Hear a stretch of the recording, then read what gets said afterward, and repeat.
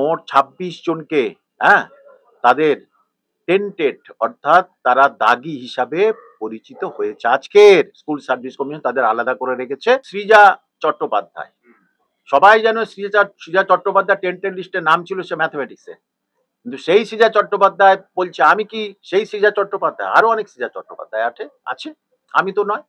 রেজাল্টও বেরিয়ে গিয়েছে, মৌখিক পরীক্ষা প্রায় আসন্ন। বলছি 31শে ডিসেম্বরের মধ্যে কি সবটা সম্পন্ন করা সম্ভব হবে? একেবারেই না, আমার অভিজ্ঞতা অনুযায়ী বলে যদি করে তাহলে ওই তালমাল পাখি একটা করে দেবে।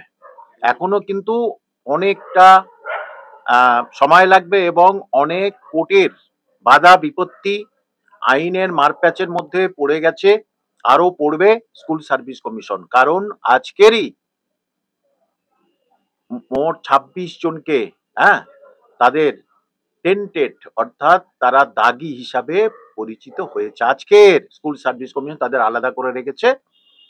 তাহলে কি স্কুল সার্ভিস কমিশন টেন্টেডদের বলেছে তোরা এই পিএইচ ক্যাটাগরিতে সব ফর্ম ফিল আপ কর? তাহলে সেই জন্যই ধরা পড়েছে এবং আরো ধরা পড়বে।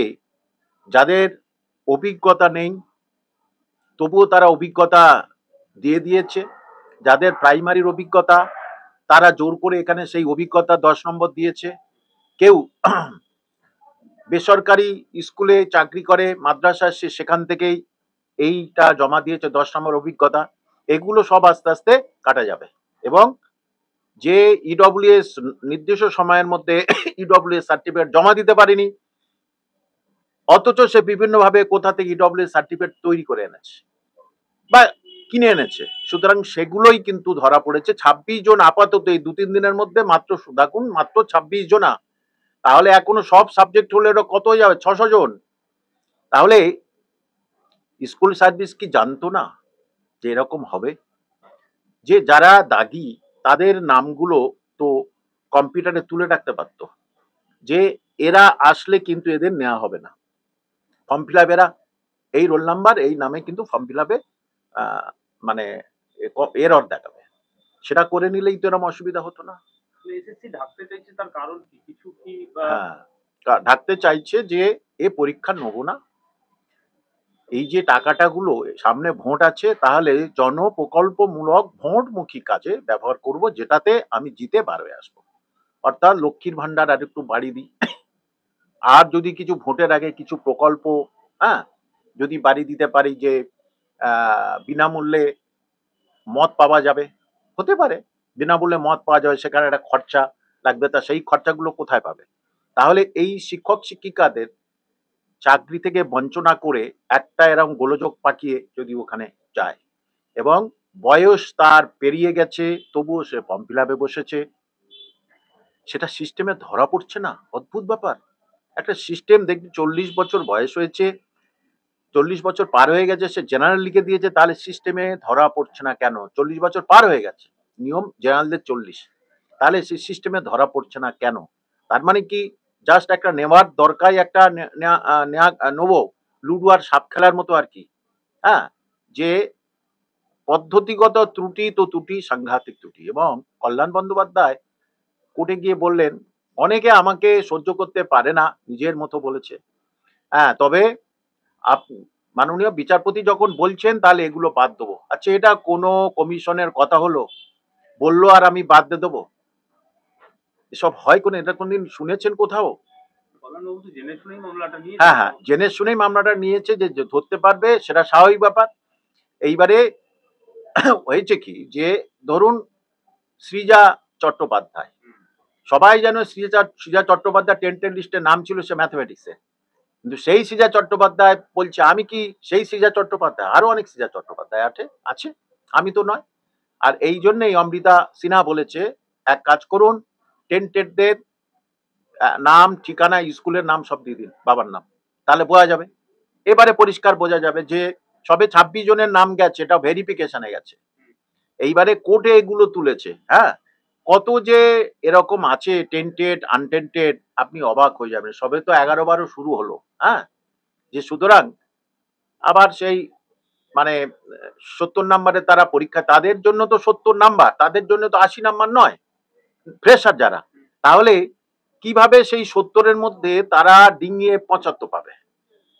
এটা তো হয় না। কর্ণাটক হাইকোর্ট পরিষ্কার নির্দেশ দিয়েছিল যে মোট যে নাম্বার তার বাইরে কাট অফ হতে পারে না। সেখানে এরা জেনে শুনে তো এর বাইরে কাট অফ করেছে। যা তো বন্ধ হয়ে যাক। দুটো সিস্টেমে পরীক্ষা করলে তো কিছু হতো না, সব ঠিক হয়ে যেত। তাহলে কেন ওটা করতে গেল?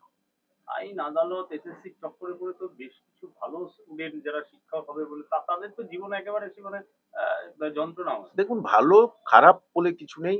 যারা চাকরির পরীক্ষা দিয়েছে তাদের মেরিট অনুযায়ী তুমি পাশ করিয়ে দাও। বেশ। আবার সুপ্রিম কোর্টের তদারকি কি পরীক্ষাটা হয়েছে? কোনো রকম টেন্টেড থাকবে না। টেন্টেড অলরেডি গেছে, সেটা কল্যাণ বন্দ্যোপাধ্যায় স্বীকার করে নিয়েছে, স্কুল সার্ভিস কমিশন স্বীকার করে নিয়েছে। তাহলে কিভাবে এরা ফর্ম ফিল আপ করেছে, মানে ইচ্ছাকৃতভাবে ফর্ম ফিল আপ করেছে? টেন্টেডদের পিএইচে ভর্তি, তোরা পিএইচে কর। এটা কি স্কুল সার্ভিস কমিশন জানে না, বা স্কুল সার্ভিস কমিশন জানতো না যে ওরা এইভাবে কিন্তু ফর্ম ফিল আপ করবে? তাহলে তারা করে গেল, তারা পাশ করে গেল, হ্যাঁ, রিটেন টেস্টে ধরা পড়ছে এখন, তাদেরকে বাতিল হয়ে যাবে। তাহলে এটা কেন? তাহলে প্রক্রিয়াটাকে আরো বেশি দূর চলে যাচ্ছে। 9-10 বলে দিয়েছে তো ডিসেম্বরের মধ্যে করতে পারবো না। তাহলে 11-12টা এই যা অবস্থা ভেরিফিকেশনের পরে, তারপরেই ইন্টারভিউ হবে। 31শে ডিসেম্বরের মধ্যে নিয়োগ প্রক্রিয়া সম্ভব হচ্ছে না। ইন্টারভিউতে কতটা স্বচ্ছতা থাকবে বলে মনে হয় আপনার? এখানে স্বচ্ছতা আনতে পারেন, ইন্টারভিউ তো 20 নম্বর। আবার জানেন তো সারা পশ্চিমবঙ্গে ইন্টারভিউ হবে 5টা জোনে। এটা একেবারে বেআইনি। কেন বলছি আইন স্বীকৃত নয়? কারণ তুমি বিজ্ঞাপন দিয়েছে SLST, স্টেট লেভেল, অর্থাৎ সব সল্ট লেগে হবে। তাহলে তুমি সেখানে বলছো কেন RLSTর মতো হবে, রিজিওনাল লেভেল কেন হবে, মানে জোনে জোনে হবে? এটা তো হতে পারে না। তুমি তো SLST বিজ্ঞাপন দিয়েছো, সেকেন্ড SLST বিজ্ঞাপন দিয়েছো, সেকেন্ড RLST তো দাওনি। তাহলে কি করে ওই সব জায়গায় এই পরীক্ষাগুলো হয়? তার মানে ওই সব জায়গা গ্রামমুখী শহরমুখী, ওই সাদা শহরমুখী হলে কি হবে? ওখানে কি তাহলে একটু করা যাবে নাকি? পার্টির ছোটখাটো লিডার এসে হুমকি তমকি দিয়ে বা তাদেরকে কিছু সন্তুষ্ট করিয়ে কি কিছু করা যাবে? সেই পদ্ধতি ছাড়া অন্য কোনো পদ্ধতি নয়। আর এতেই আরো গোলযোগ হবে। এবং সবচেয়ে বড় জিনিস, যে টেন্টেড তাকে অনেকেই চিনত যে টেন্টেড, আর সেই অনুযায়ী তারা কিন্তু নামগুলো দিয়ে দিচ্ছে এদের অ্যাডভোকেটদের কাছে। তারা সেইটা দেখে পরিষ্কার হচ্ছে। এইবারে যেই নামগুলো দেবে পরিষ্কার ঠিকানা দিয়ে, তখন তো বয়স বাবার নামেই, তখন তাদের নাম কেটে দিচ্ছে। কেন কেটে দেবেন? তাদেরকে মানে আপনাদের ক্রিমিনাল যে ল আছে, সেই ক্রিমিনাল ল অনুযায়ী তাদেরকে সাজা দিতে হবে না?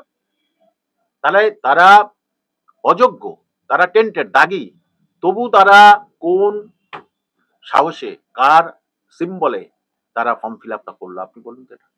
তাহলে এটার মধ্যে কি বোঝা যায়? যে আমরা আমাদের বলেছে বা আমরা জানি এরম ভাবে ফর্ম ফিল আপ করবো, আমি পাসও করবো। হ্যাঁ, পাসও করে গেল। তার মানে কি সুপ্রিম কোর্টের কোন রকমের নির্দেশ মানেনি যে ফ্রেশ সিলেকশন তুমি করো? তা এটা তো ফ্রেশ সিলেকশন হলো না। তাহলে যাদের চাকরি হারা যোগ্য, তাদের চাকরি চলে গেছে, তারা কিভাবে আবার অন্য পদ সৃষ্টি করে তাদেরকে আবার ঢোকাবে? পার্থ বসু বলছে এটা কোন নিয়ম? এটা তো ফ্রেশ সিলেকশন হলোই না। পরিষ্কার ফেল করে গেছে, ফেল, ফ্রেশার হোক আর যাই হোক। তাহলে এটা ফ্রেশ সিলেকশনটা কি করো? লাইনে বেঁধে যাবে। যেখানে সুপ্রিম কোর্ট সুপার নিউমারির পদ বন্ধ করেছে, না ওভাবে নেওয়া যাবে না। তাহলে তুমি মন্ত্রিসভায় পাশ করে কি করবে? ব্রাত্য বসু বলল আমার চিফ মিনিস্টারের সঙ্গে কথা হয়েছে, সিট বাড়াবো। কাদের জন্য সিট বাড়াবেন? কেন বাড়াবেন? আরো কি টাকা তোলার মানে একটা মেশিন তৈরি করছেন যে হ্যাঁ এইভাবে আবার টাকাগুলো তুলে নি, সামনে ভোট আছে? এছাড়া তো আর অন্য কোনো কিছু নেই। অর্থাৎ সরকার পুরোপুরি ভাবে ভোটমুখী কিছু করতে চাচ্ছে, এইটা জাগমাগ করে ধামাচাপা দিতে। তাহলে আমার শেষ প্রশ্ন থাকবে, নেতাজি ইন্ডোর স্টেডিয়ামের সেই মুখ্যমন্ত্রীর প্ল্যান। বিখ্যাত বক্তব্য প্ল্যান, এই থেকে এই পর্যন্ত কি হলো? এই যে এত গন্ডগোল, আবার আপনারা বলছেন, আবার আপনারা মুখ খুলছেন, কিন্তু মুখ্যমন্ত্রীর প্ল্যান গুলোর কি হলো? সেই প্ল্যানগুলো তো ওনার এবারে বলা উচিত। এই পরীক্ষার পরে আমি এই প্ল্যানগুলো করে দেবো। হ্যাঁ, যে প্ল্যানগুলো ইলিগাল প্ল্যান, সেগুলোকে আমি স্যাংশন করে দেবো। হ্যাঁ, তোমরা স্কুলে চলে যাবে। এবং আরেকটা বলছি, ওই যে যারা চাকরিহারা যারা পরীক্ষা দিয়েছে, তাদের নাম্বারের অনেক গোলযোগ আছে। তাদের ওএমআর শিট প্রকাশ না করলে অনেক কিছু কিন্তু প্যান্ডোরার বক্স খুলবে না। তাদের অরিজিনাল ওএমআর সিট কে কত পেয়েছে সেটা বোঝা যাবে, সেটা অরিজিনাল না অরিজিনাল ওএমআর সিট না। সে তো এসএসসি অনেকদিন আগেই বলে দিয়েছে সে ওই মার্কশিট আর নেই। বললে হবে না।